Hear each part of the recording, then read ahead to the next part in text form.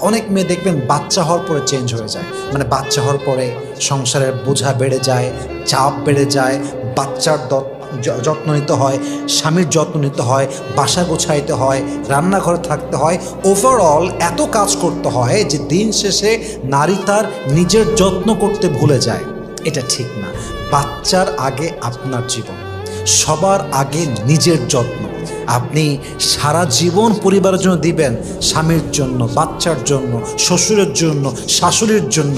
একটা সময় আপনি অসুন্দর হয়ে যাবেন, আপনার ফিজিক্যাল অ্যাট্রাকশন হারা যাবে, দেখবেন যে স্বামীর জন্য এত কিছু করেছেন, এই স্বামী আপনাকে বাদ দিয়ে আর এক জায়গায় বিয়ে করে বসে থাকবে। ঠিক কিনা বলেন?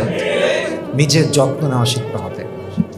নিজে ভালো তো সবাই ভালো।